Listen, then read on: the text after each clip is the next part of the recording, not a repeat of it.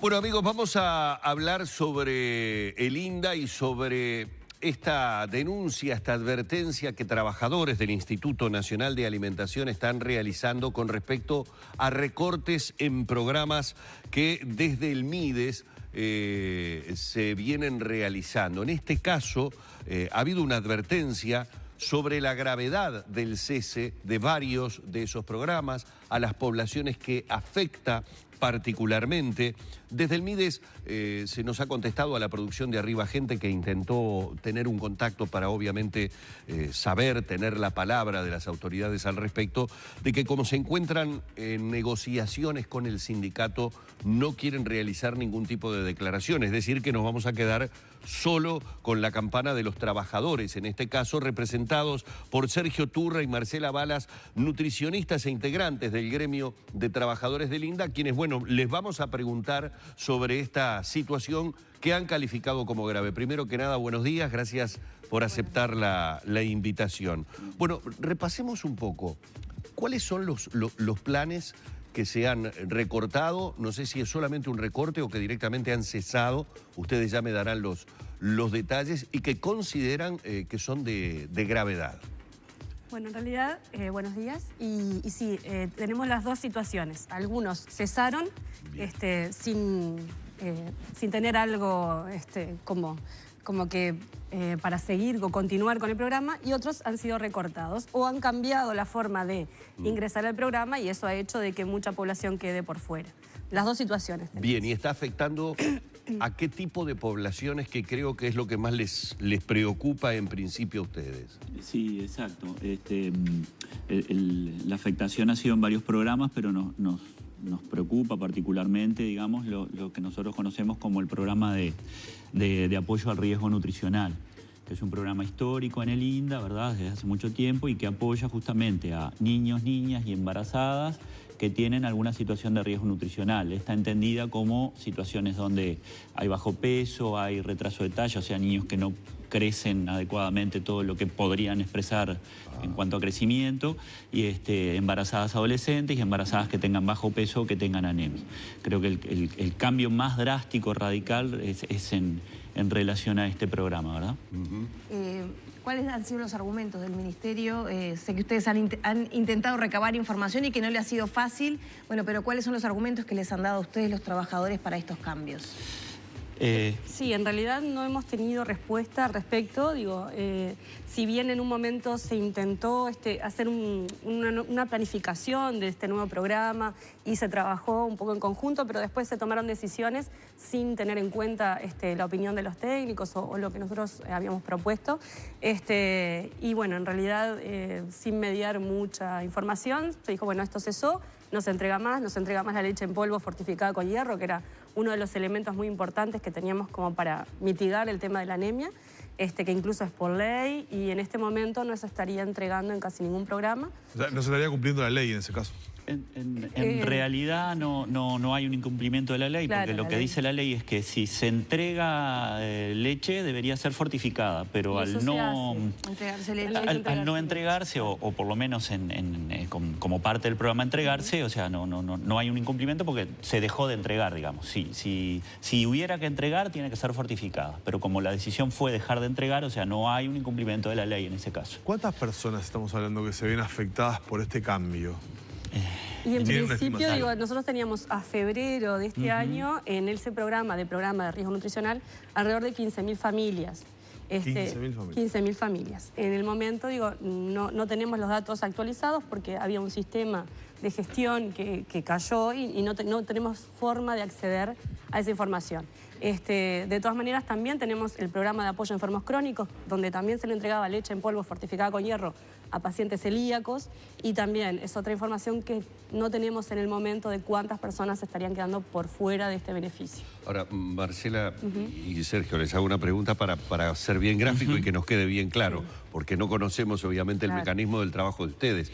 Cuando ustedes dicen, llega una comunicación con que cesa esa prestación, ¿significa que a partir de ese momento esas 15.000 familias dejan de recibir el alimento? Es decir, de un día para el otro No. ¿No recibiste más leche? El tema es así, el proceso que se ha hecho, que se hizo, ¿verdad?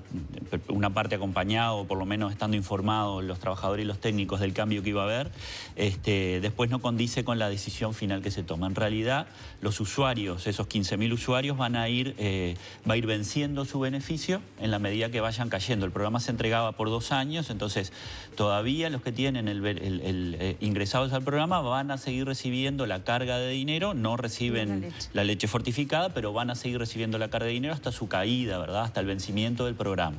Eso sigue. Lo que nosotros estamos denunciando es que lo que cesa en realidad es el ingreso de nuevos usuarios a ese programa. Claro, eso no se puede mantener. No se puede mantener, en la definición del programa eso no ocurre más. O sea, por más que ahora nazca un niño con riesgo nutricional, con bajo peso, con anemia, o que detecten los servicios de salud en el interior o en Montevideo inclusive, una embarazada con bajo peso, una embarazada con anemia, no hay ningún programa al que se lo pueda derivar y realizar este tipo de apoyo alimentario. O sea, se le va a dar una transferencia. A los que tienen vigente ahora se les da la transferencia. A los nuevos no. No hay ningún ingreso y eso es lo que nosotros... Y no hay renovación tampoco. Exacto. Eso es lo que nosotros estamos marcando, ¿verdad? Y hasta ahora se entregaba la leche. Hasta marzo del 2018 se entregaba la leche fortificada en el interior y en Montevideo. Ahora el cambio, digamos, perdón Lore, es que se entrega el dinero... El dinero también se entregaba. El dinero se entregaba, se realizaba una transferencia monetaria y se le sumaba la leche. Ahora se cortó la leche. Se cortó la leche. Y se continúa con la transferencia hasta que decante el vencimiento. Exacto. Y no hay nuevos ingresos, por lo menos con este criterio. No hay ingresos. Nace un niño bajo peso con anemia en Artigas, en Bella Unión, porque nacen en todo el país los gurises, no hay un programa que lo referencie, que lo apoye. El programa quedó reducido estrictamente a los nacidos en la maternidad del Hospital Pereira Rosell. Lo que no nos parece mal, pero nos preocupa los otros gurises. El interior también existe, ¿no? Digo, o sea, el interior y otras maternidades, porque los niños no solo nacen en el Pereira, sino que nacen en efectores privados de salud, nacen en maternidades públicas con otros prestadores, como puede ser, no sé, el hospital policial, el hospital militar, donde también puede darse un caso de un niño con bajo peso. Y eso no está siendo contemplado, ¿verdad? O sea, lo que hay es una reducción del apoyo en ese programa. A ver, la selección de las personas beneficiarias es a través del índice de carencias críticas, ¿verdad? Se ha conocido que las cifras de pobreza han disminuido. ¿Puede tener que ver con que haya menos gente que necesite este programa? Bueno, en realidad eso es importante aclararlo. Hasta recientemente no se tomaban en cuenta los ingresos del núcleo familiar porque este era un programa que atendía la necesidad biológica de esos niños o de esa familia que tenía un riesgo nutricional, ya fuera bajo peso o anemia. Se entiende que más allá de los recursos económicos hay una cuestión que hay que atender urgente. Entonces no se veía. En general se habían hecho cruzamientos de la población que atendíamos con la población del MIDES y coincidía, había como en un 90% una coincidencia de que era la misma población. En realidad entonces estaba bien enfocada.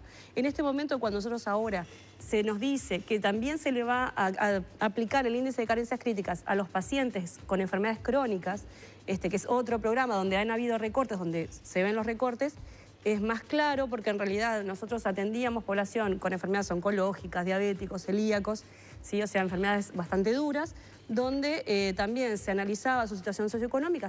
No es que entraba todo el mundo, pero sí se entendía que una persona con una enfermedad tenía que tener ingresos para poder cubrir esa situación. En este momento, con el índice de carencias críticas, va a quedar muchas personas afuera porque es bastante estricto, como tú decías, se han cambiado los parámetros y eso implica que muchas familias celíacos con 3, 4 niños celíacos o incluso, pues generalmente como es familiar, complica mucho la economía por el tema de los costos. ¿Cuánto sale una leche de fórmula? Por ejemplo, yo sé que hay distintos precios, evidentemente, dependiendo del tipo de fórmula, pero aproximadamente, digo, para aquella persona que hoy la recibía y ahora... No, en realidad la leche en polvo, fortificada con hierro, no está a la venta. No se vende, la persona no la podría comprar. No se podría comprar en la farmacia. No, es solo para los programas alimentarios, que en general es SINDA, el Instituto de Alimentación, que los distribuye. Incluso también para el programa de primaria, ahora se está entregando leche fortificada con hierro, pero hasta hace poco no. Entonces, en realidad no se podría comprar. Es un producto que, si no lo entregamos, no se adquiere. Yo capaz que quiero retomar el tema del riesgo nutricional. Nosotros entendemos de que sí puede haber una coincidencia en esto que tú decías de la focalización y de la población. Ahora, esto es algo que sumaba, digamos, a las otras prestaciones que podía llegar a tener esta población, ¿no? Era una prestación más que tenían por el hecho de tener un niño bajo peso con anemia. O sea, y hasta ahora, y históricamente, desde que comenzó a convivir las transferencias a las familias más vulnerables, estas prestaciones convivían y sumaban, digamos, en aquellos núcleos que eran más complejos, ¿no? Porque se entendía que la transferencia para el riesgo nutricional tiene una especificidad, eso se captaba en salud, o sea, había más instituciones involucradas, se captaba en salud, la gente venía, realizaba un trámite en INDA o en las oficinas de la Intendencia en el interior, y eso era un aporte más que tenían las familias que tenían esa situación nutricional, ¿verdad? Y eso ayudaba a poner el foco en ese problema, ayudaba a orientar a las familias en las decisiones sobre las compras de alimentos, ayudaba en orientación alimentaria nutricional. Había un asesoramiento además. Había un seguimiento en salud, había un foco puesto en este problema que entendemos ahora con este cambio esto se pierde, ¿no? Y seguramente las familias sí, muchas de estas tienen algún otro apoyo, pero esto era como un complemento más que ayudaba a poder superar esta situación nutricional, ¿verdad? Sergio, y eso me sugiere otra pregunta, si bien queda claro que no es la preocupación principal de ustedes como trabajadores, sí la de el desamparo que un sector importante de la población puede llegar a tener en esta materia, pero me pregunto, hacia la interna del trabajo en el INDA, ¿este recorte puede generar movimientos entre los trabajadores? Es decir, imagino que frente a determinados programas o determinadas actividades que cesan, también tengo funcionarios o trabajadores que ya no necesito. Exacto, sí, exacto. También. Se ha generado el tema ¿no? de reducción de actividades de todo un sector que era el de servicio social dentro del INDA, donde teníamos funcionarios que se encargaban de hacer las entrevistas a las personas que venían a propósito del seguimiento que decía recién Sergio, ¿no? Y en los hechos ha llevado a una suerte de reestructura, digamos, del funcionamiento de INDA con funcionarios que son trasladados de unidades y bueno, pasan a cumplir funciones en otros lugares, pero sí ha impactado en parte en lo que tiene que ver con la estructura de trabajo, digamos, de algunos sectores. Y en estas negociaciones que dice el MIDES que está manteniendo con el Sindicato de Trabajadores, ¿no ha habido una evaluación económica de cuánto significa este recorte? Porque daría la sensación, por lo menos visto de afuera, y a la luz de una rendición de cuentas que se está discutiendo en el Parlamento, que es como que si yo tengo que tomar la decisión frente a un recorte presupuestal que tengo que hacer, bueno, saco de acá porque necesito que las cuentas me den mejor en tal otra cosa, priorizo esto, priorizo el otro. Exacto. ¿Fue cuantificado ese recorte? No tuvimos, hicimos un esfuerzo por tratar de ubicar la parte financiera de los programas, ¿no? Porque nosotros suponemos que este programa, que es un programa que hace muchos años que se ejecuta, tiene su financiación y no debería no se debería haber realizado un recorte cuando supuestamente hace años que se ejecuta, está presupuestado, forma parte de lo previsto dentro de los gastos, digamos, con proyecciones y demás, pero no pudimos indagar bien cuánto implica en el tema este cambio que se produce, ¿verdad? Sabemos que sí, que en realidad es un achique importante del gasto. Pero antes de seguir, una aclaración. Nosotros en estas negociaciones que se dice que se realizan, digamos, que se están realizando o se estaban realizando hasta la semana pasada, digo porque se acaba de firmar un acuerdo, nunca estuvo en discusión los programas. Las negociaciones se estaban realizando por otros motivos que tenían que ver una suerte de compensación de horas, con cómo contabilizar las horas de trabajo de los funcionarios que viajan y demás. Nunca estuvo en esta negociación con el sindicato en la discusión de los programas. Nosotros ante el planteo de ver que nos parece que se está cometiendo un error, se está tomando como un camino desacertado en esto, lo planteamos en la administración y no fue de recibo discutir esto o comentar esto. Lo que se dice que estábamos en negociaciones con la administración es por otro tema son distinto. por otros temas totalmente aparte y que se acaban de El recorte de programas sociales no está en discusión acá. No estuvo en discusión porque no pudimos discutirlo. discutirlo. O sea, no aceptó la administración discutirlo. No se aceptó poder conversarlo, discutirlo en el entendido de que nos parece que se está cometiendo un desacierto en cómo se está procesando. Se estaba realizando una negociación que inclusive acaba de terminar con la firma de un acuerdo en el Ministerio de Trabajo el viernes, o sea que está eso, y no tenía nada que ver, vuelvo a insistir, con el hecho de los cambios que se venían dando en los programas. ¿Y Marcel, de cuánto tiempo hablamos? ¿De programas de cuánto tiempo? De muchísimos años, históricos dentro del INDA. ¿Históricos? Sí, sí, sí. Claro, porque digo, también podríamos suponer, ¿no? Frente a determinado tipo de circunstancias, y más viniendo del MIDES, hemos tenido un plan de emergencia, un plan de mantenimiento, pueden ser planes, algunos planes pilotos, transitorios, y uno puede entender que, bueno, dio su resultado o no dio su resultado, pero no, estamos hablando de programas históricos dentro del instituto. Como decía bien Sergio, se complementaban, no quiere decir que se superponieran, complementaban los apoyos de MIDES.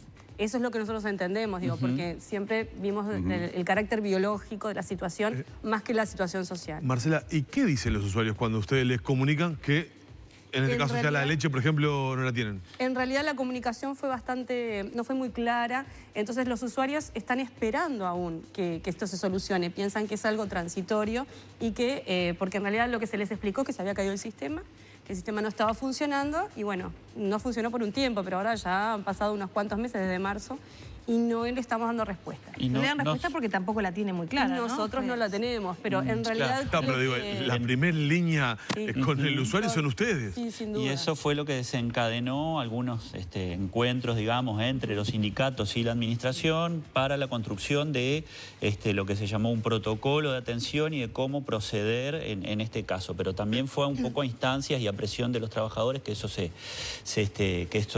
redactó, ¿verdad?